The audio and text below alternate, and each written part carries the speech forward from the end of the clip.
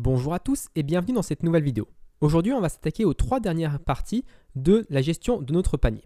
La première, c'est la gestion des erreurs. On ne sait pas trop ce qui se passe si, par exemple, on passe un product ID qui n'est pas dans la base de données. Ou alors si on passe une quantité qui n'est pas un chiffre ou une quantité négative. Donc, on va essayer de gérer tout ça. Ensuite, on va faire la mise à jour et la suppression d'un produit dans le panier. Et enfin, on va faire un refactor global de notre contrôleur pour avoir un code un petit peu plus propre que ce qu'il y a actuellement qui n'est pas très joli. Donc on va commencer par des nouveaux tests. Dans cart test, on va créer un test pour tester si on essaye d'ajouter au panier un produit qui n'existe pas. Donc je vais dupliquer ce test-là comme base et je vais le renommer.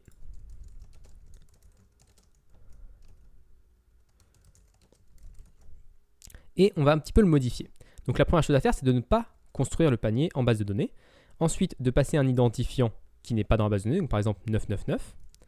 Et enfin, au lieu de faire un assert direct, on va faire un assert status. Et on va vérifier que c'est bien un statut 404. Parce que quand on essaye de poster quelque chose qui n'est pas dans la base de données, généralement une 404, c'est plutôt recommandé.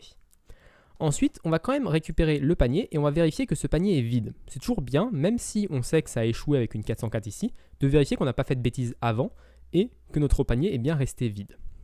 Donc là, je vais mettre un isEmpty et ça va être la seule chose dans cette fonction. Donc maintenant que j'ai mon test, je vais pouvoir le lancer et voir mes erreurs. Donc si je fais php init-filter de mon test, on obtient bien une erreur comme quoi on essaie d'accéder à la propriété ID de quelque chose qui n'est pas un objet, ligne 24. Donc si je vais à ligne 24, c'est ici, on essaye de faire product flash ID alors que product vaut nul. Pourquoi product vaut nul? C'est que ici, ligne 19, quand on a récupéré le produit, il n'y avait rien en base de données, donc Laravel nous a retourné nul. Pour résoudre ce problème, on peut tout simplement utiliser la fonction find or fail, qui va faire exactement ce que l'on veut, c'est-à-dire que si le produit existe, elle va retourner le produit, et si le produit n'existe pas, elle va retourner une 404. Donc je mets à jour ma méthode, et ensuite je relance mon test. Cette fois-ci, on a une autre exception, et c'est une exception model not found exception. Et ce qui est bien avec Laravel, c'est que automatiquement, elle va convertir, enfin Laravel, le framework, va convertir ce model not found exception en une erreur 404 pour nous. Mais pourquoi ça ne se fait pas actuellement et pourquoi ça ne fonctionne pas? Parce que tout simplement, on a désactivé la gestion des erreurs. Et donc du coup, on voit la vraie erreur et Laravel n'a pas eu le temps de convertir cette erreur en 404. Donc si je reviens maintenant dans mon cart test et que j'enlève le without exception handling, normalement, Laravel va transformer cette exception en une vraie erreur 404 et du coup, notre assert status va pouvoir fonctionner. Donc maintenant, si je reviens et que je relance le test, on a un undefined variable product. Alors pourquoi? C'est que là, j'ai oublié d'enlever le use product, donc pas grand-chose. Et si je relance maintenant, on voit que tout est au vert, donc notre test passe bien. Maintenant, à faire le test comme quoi si on passe une quantité qui vaut une chaîne de caractères, par exemple. Donc là, je vais remettre ici mon product factory create, parce que cette fois-ci, on va utiliser un vrai produit. Je vais remettre le $product flash ID. Et ici, au lieu de faire un assert status, je vais utiliser une fonction qui est assert session as errors. Ça nous permet de vérifier que la session a bien des erreurs et qu'on a bien, du coup, quand on redirigera vers le formulaire, on aura bien ces erreurs à afficher au client. Et donc, nous, on veut une erreur pour la quantity. Et donc, on va rajouter ici la quantity qui va être not a number. Donc, c'est pas quelque chose, c'est pas un chiffre, donc il va y avoir un problème. Et on va renommer notre fonction comme quoi on va dire add product with not a number quantity. Donc maintenant, si je reviens ici, on va toujours récupérer comme le panier à la fin et vérifier qu'il est bien vide et on va pouvoir lancer ce test. Donc si je reviens ici et que je lance ce nouveau test, on nous dit qu'il n'y a pas la clé errors dans les sessions. Donc ça veut dire qu'il y a quelque chose qui s'est mal passé. On va aller dans le cart controller et juste avant ici, juste avant de récupérer le produit, on va vérifier que tout se passe bien avec la quantity. Donc je vais faire un request flash validate pour valider les données. Et je vais lui dire que la quantity doit être un integer, donc doit être un chiffre. Maintenant, je vais relancer mon test. Et tout est bon, on a bien l'erreur dans la session, et donc on va pouvoir l'afficher au client lorsqu'on fera l'interface. Je vais revenir une dernière fois dans mes tests et créer un dernier test pour une quantité négative. Alors là, même chose, on a un petit problème, c'est qu'est-ce qu'on va tester? Est-ce qu'on teste quelque chose de négatif? Est-ce qu'on teste la limite? Donc je vais commencer par quelque chose de négatif, par exemple, moins 42. Et là, je vais mettre negative quantity. On va toujours tester le fait qu'on n'a rien dans le panier. Et puis on va toujours vérifier qu'on a une erreur pour la quantity. Donc si je reviens ici et que je relance avec le nouveau test, on n'a pas de problème parce qu'effectivement pour l'instant on ne teste pas avec ça. Donc ici je vais utiliser la propriété min et je vais lui dire min par exemple 0. Donc là je reviens, je relance et tout est au vert. Par contre le problème de min 0 c'est que 0 ça va passer ou pas. Et là c'est la même chose, on ne sait pas si le cas, on va dire c'est le cas limite, c'est-à-dire que le cas à partir duquel ça marche, 1 ça fonctionne, 0 c'est pas censé fonctionner. Et donc il faut quand même tester ce cas-là. Alors vous pouvez créer un nouveau test, ou alors vous pouvez le mettre dans le même test. Vous pouvez aussi ici juste dupliquer ça et dire 0 à ce niveau-là. Donc si je relance mon test maintenant, on va me dire qu'il y a une erreur ligne 92, et donc je peux lire ligne 92, que c'est au niveau du 0. Et donc je vais pouvoir corriger ici et mettre min 1. Parce que nous, ce qu'on veut, c'est une quantité minimum de 1. Pas de, ajouter 0, ce serait un petit peu bizarre. Donc je vais revenir ici, je relance, et là, tout fonctionne, donc c'est bon. On va quand même relancer tous nos tests pour vérifier qu'on n'a rien cassé, on n'a pas cassé un autre test. Et puis ensuite, on va avancer sur la suite des événements. Donc tout va bien, on va pouvoir commencer à un nouveau test, à une nouvelle fonctionnalité, qui est de pouvoir modifier un produit dans le panier. En fait, on peut ajouter une quantité, par exemple je clique sur le bouton ajouter au panier, ça ajoute un produit dans mon panier. Si je reclique, ça incrémente encore de 1 dans mon panier. Mais aussi, si je vais sur la page du panier, on va avoir par exemple un petit sélecteur pour pouvoir modifier directement la quantité. Imaginons que j'ai 3 t-shirts, je vais pouvoir passer directement à 5 et puis faire valider et puis ça va mettre à jour la quantité. Donc là, on parle de mettre à jour et pas d'incrémenter. Je ne veux pas faire 3 plus 5, je veux juste mettre 5 t-shirts dans mon panier. Et puis même chose, je peux décrémenter. Si j'en avais 3, je diminue d'un, je passe à 2 dans le formulaire, je clique sur mettre à jour mon panier et du coup, je me retrouve avec 2. Donc comment on va faire ça? On va créer un nouveau test tout à la fin. Donc je vais dupliquer ce test-là. Et je vais dire can modify a product. Donc on va passer une quantité et on va vérifier que ça fonctionne bien. Donc là, même chose, le this without exception handling au cas où s'il y a un problème pour pouvoir voir un petit peu mieux. On va créer un produit et on va l'ajouter au panier. Ensuite, je vais faire une nouvelle requête pour vérifier, pour faire une update. Alors comment on fait un update? Je vais utiliser patch. C'est ce qui me paraît la méthode HTTP la plus correcte pour ça. Donc on va mettre à jour le panier avec le product ID et au lieu d'avoir 3, on va le passer à 5. Donc là, je veux bien sûr pas avoir 8 dans mon panier, je veux bien avoir 5 tout court. Je veux juste avoir 5, c'est une modification, c'est pas un ajout. Maintenant, une fois que ceci est fait, je vais pouvoir récupérer mon panier, récupérer le truc initial, vérifier qu'on a bien le produit et vérifier qu'on obtient bien 5 ici. Ensuite, je vais supprimer la deuxième partie parce qu'on n'a pas besoin pour ce test. Donc ça va être mon nouveau test. Je vais cliquer, je vais le lancer et on va voir la première erreur que nous donne Laravel. Donc il me donne une erreur que vous verrez de temps en temps qui est method not allowed HTTP exception. En fait, cette erreur-là, c'est une sorte de 404, mais pas tout à fait une 404. Ça veut dire que l'URL, le /cart existe, on répond en post dessus et on répond au get dessus, par contre on ne répond pas au patch. Et donc il va falloir qu'on rajoute une route de type patch. Donc je vais aller dans mon route web.php et après mon post, je vais créer une route de type patch sur /cart et ça va être @update. Maintenant, si je relance mon test, on va avoir le fait que la fonction update n'existe pas. Donc si je vais dans mon carte contrôleur, je vais créer une fonction update. Et ici, qu'est-ce qu'on va vouloir faire? Eh bien, on va vouloir récupérer un produit, tout simplement. Je vais mettre le find tout court parce qu'on va quand même vouloir tester comme quoi le finder file est bien présent ici. Donc je vais faire un petit peu comme si c'était bête et méchant. Je vais utiliser find, je ne vais pas mettre le même request validate qu'au-dessus. Je vais vraiment faire les choses les plus simples et puis après on va ajouter de nouveaux tests pour tester également cette partie-là.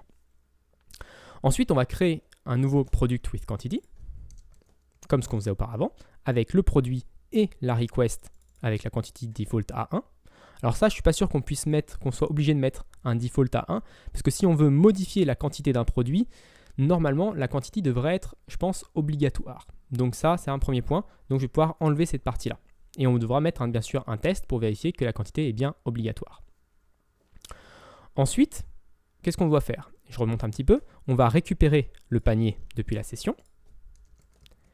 Et on va écraser, on va dire, le panier précédent, le produit précédent. Donc je vais juste faire cette partie-là qui écrase le produit précédent. Donc on ne va pas faire de calcul avec le plus égal. Même chose, je ne vais pas faire de test si on a déjà ce produit ou pas.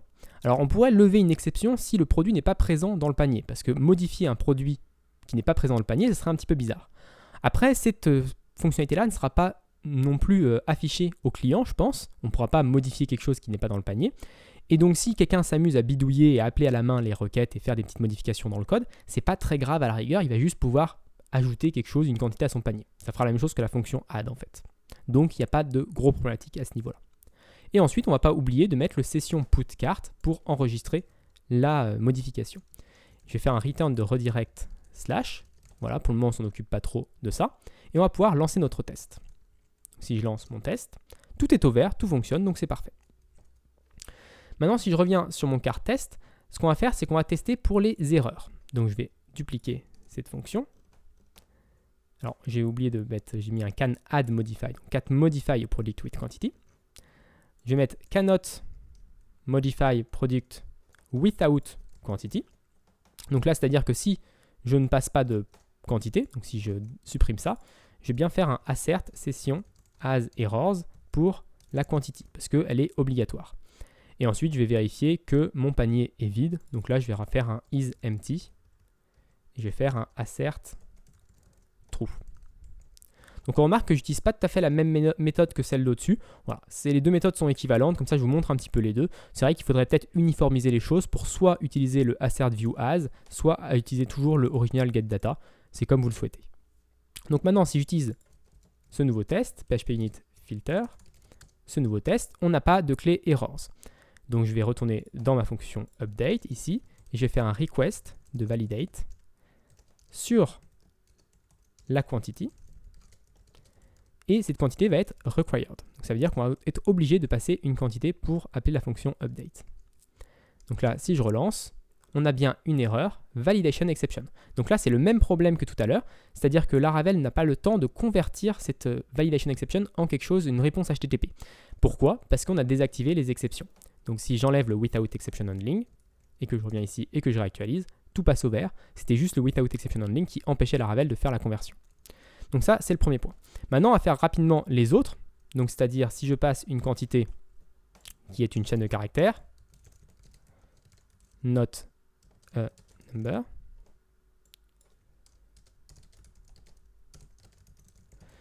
donc là, même chose, on s'attend à avoir une erreur pour la quantité. Je lance le test rapidement pour vous montrer. Donc, on a bien un problème dans le test. Je reviens ici. Je rajoute que c'est censé être un integer. Je reviens, je relance le test. Tout est au vert. Donc là, même chose. Et on va faire encore plus rapidement pour la dernière étape. Donc, vous voyez, ce n'est pas vraiment des tests qui sont longs à écrire, mais c'est vrai que c'est quand même agréable de les avoir. Hop, with negative quantity. Et donc là, je vais faire une quantité à moins 42. Je vais dupliquer ça pour avoir une quantité à 0. Même chose que tout à l'heure. Et ici, je vais mettre un min de 1. Et normalement, si je lance tous mes tests, tout est au vert. Donc là, on a bien tous nos tests qui fonctionnent. Donc on a pu modifier un panier. Maintenant, j'aimerais bien faire quand même des tests sur le chemin de base pour vérifier qu'on n'a pas fait d'erreur. Parce que même si on a l'impression que ça fonctionne, ça serait bien d'avoir quand même quelque chose d'un peu plus solide au niveau de nos tests. Là, on a juste un seul produit. Et donc, on pourrait modifier un produit qui n'est pas le bon, etc. Donc là, ce qui serait bien, ce serait de rajouter un produit A, d'avoir un produit également B, d'ajouter le produit A à 3 par exemple, d'ajouter le produit B, on va dire à 6, n'importe quoi, et ensuite on va modifier le produit A. Et donc ici, dans mes réponses, je vais vérifier qu'on a bien deux produits, effectivement, que le premier produit, ça va être le produit A, et que le premier produit aura une quantité de 6. Et ensuite, je vais vérifier que le deuxième produit, donc je vais même utiliser ici product A ID, et ici, je vais faire product B ID. Donc, ça sera le produit B et ça sera 5.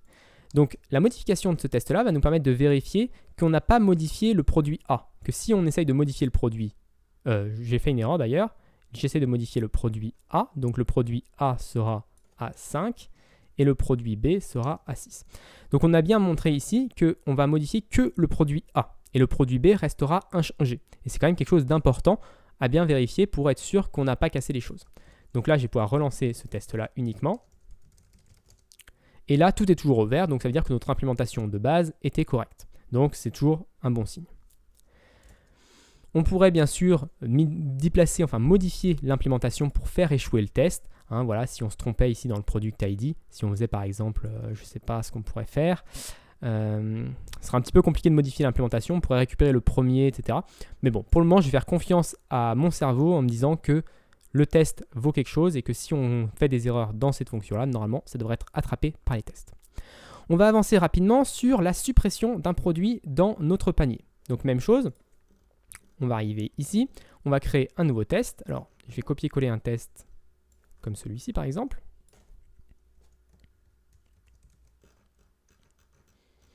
Donc on voit qu'on a quand même beaucoup de lignes de test. Hein. C'est vraiment important d'avoir beaucoup de tests. Et c'est un peu le problème des tests, c'est qu'il faut en avoir beaucoup pour qu'ils soient un peu garants de la fonctionnalité de nos programmes. Donc c'est vrai que vous allez souvent avoir beaucoup plus de tests que de code. Est-ce que ça vaut le coup? Ça dépend des projets, vraiment. Si votre projet demande une bonne qualité de résultat et qu'il ne faut vraiment pas qu'il y ait d'erreurs, c'est vrai que d'avoir beaucoup de tests, c'est quand même avantageux. Donc là, je vais mettre can delete a product. Donc tout simplement. Donc même chose, on va créer cette fois-ci un produit A, un produit B. Je vais ajouter un produit A, un produit B. Et je vais dire delete, ici, du produit A. Donc je vais essayer de supprimer le produit A uniquement. Donc je vais vérifier ensuite que j'ai bien qu'un seul produit. Et que le produit, que le first, c'est bien le produit B du coup. Donc je vais supprimer ces deux lignes-là. Donc ici, je vais dire que le seul produit,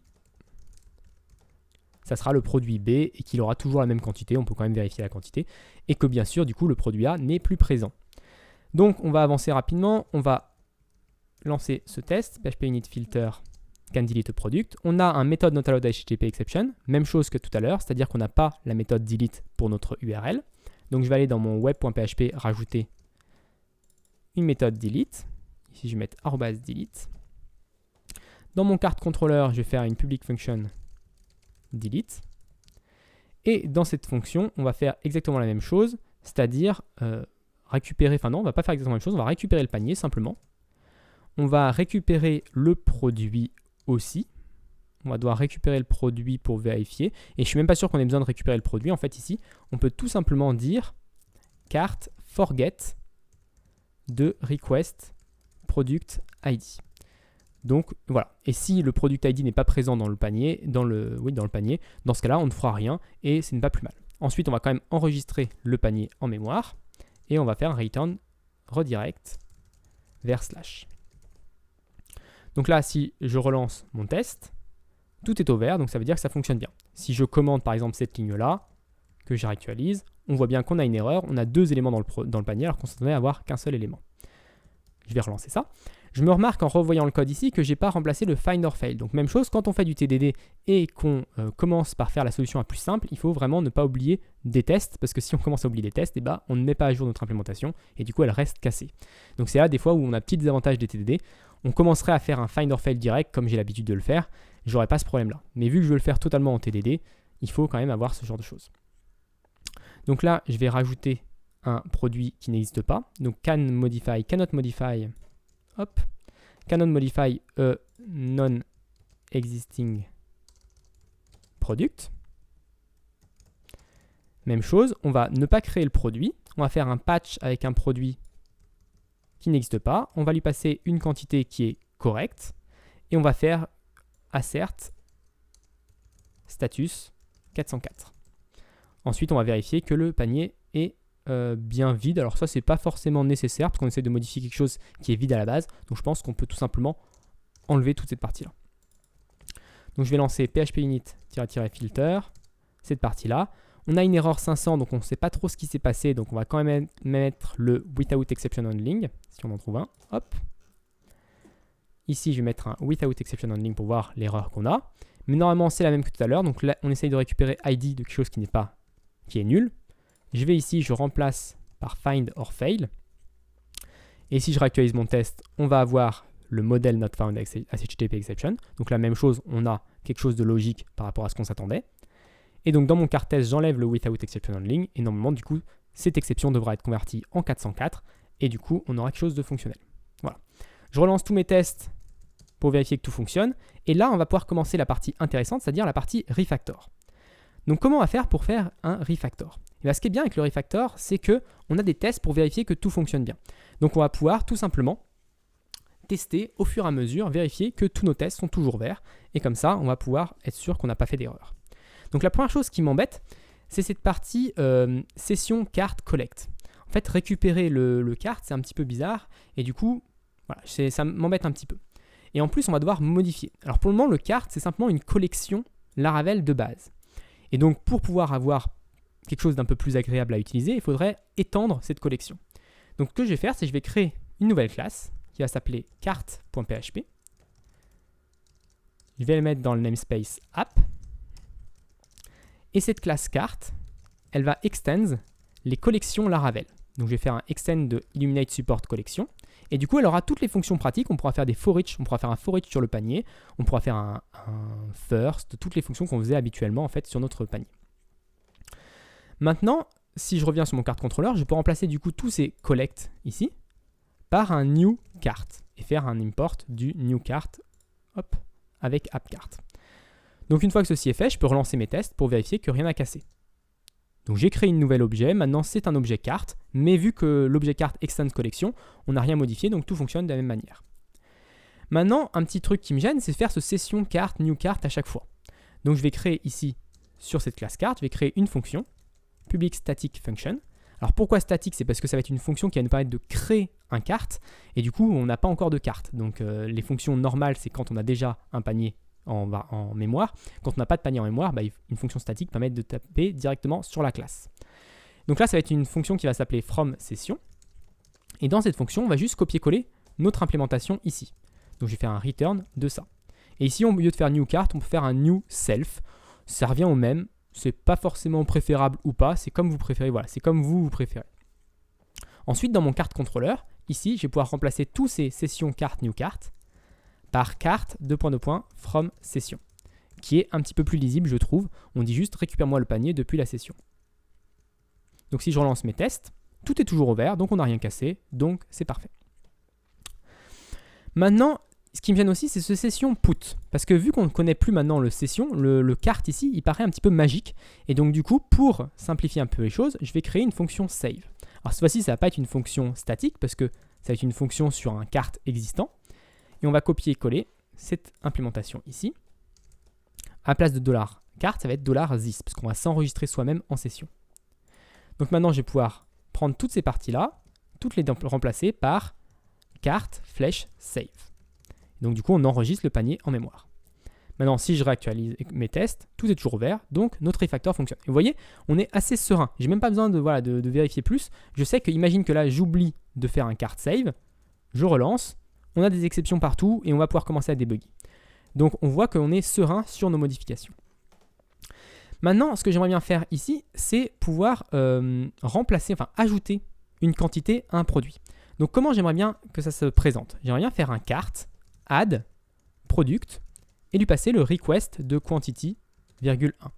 Donc tout simplement, juste faire ça. Commenter toute cette partie-là, commenter cette partie-là, et du coup avoir quelque chose d'assez simple dans mon contrôleur, quand on aura supprimé toutes les lignes commentées. Et ça se lit assez bien, je veux ajouter tel produit, je veux ajouter telle quantité à tel produit dans mon panier. Donc maintenant, si je réactualise ça, mes tests, on voit qu'on a plein d'erreurs, voilà, il y a des exceptions partout. Il va falloir qu'on crée la fonction add. Donc comment on va faire cette fonction add? Cette fonction add, elle va prendre un product, elle va prendre une quantity, et je pense qu'on peut même mettre une valeur par défaut à 1, comme ça on pourrait faire add juste d'un produit et ça rajouterait 1, même si on n'a pas l'utilité aujourd'hui. Ensuite, qu'est-ce qu'on doit faire dans cette partie? On doit créer un new product with quantity. Donc je vais créer un new product with quantity. Donc product, et ici ce ne sera pas request quantity, ce sera quantity. Donc là, le problème, c'est qu'il va falloir qu'on récupère la quantité qui est déjà présente pour pouvoir avoir ici quantity plus la quantité déjà présente. Et du coup, pouvoir mettre dans notre this product ID. Voilà. Donc pour enregistrer ça dans notre carte, on va faire la même chose que d'habitude, c'est-à-dire this à la place de leur carte, product ID. Et dedans, on va mettre le new product quantity, ce qui va être le product, la quantité qu'on veut ajouter, plus la quantité qui est déjà présente dans le carte. Mais comment on récupère la quantité qui est déjà présente dans le carte? Eh bien, on peut créer une fonction pour ça. On peut créer une fonction qu'on va appeler quantity, qui va prendre un product, et qui va nous permettre de récupérer la quantité d'un produit. Donc dans là-dedans, on peut faire return this product ID flèche quantity. Ça serait la solution, on va dire, la plus simple. Et on va voir que ça ne fonctionne pas tout à fait. Donc je vais juste finir ici en mettant this quantity $product. Donc là, j'utilise ma fonction que je viens de créer. Mais si je relance mes tests, on voit qu'on a des erreurs. Et c'est un petit peu bizarre. Et on dit undefined offset 1 dans carte ligne 21. Donc si je vais dans carte ligne 21 ici, en fait, on nous dit que product ID n'existe pas dans this. En fait, c'est quand on essaie de récupérer la quantité d'un produit qui n'est pas présent. Alors qu'est-ce qu'on veut faire quand on veut récupérer la quantité d'un produit qui n'est pas présent? On veut retourner 0 généralement. Donc pour faire ça, et pour résoudre ce problème, je vais utiliser la fonction get plutôt des collections Laravel. Et son coup, au lieu de récupérer, au lieu de lever une exception, la fonction get, elle va nous renvoyer nul si le product ID n'existe pas dans la collection.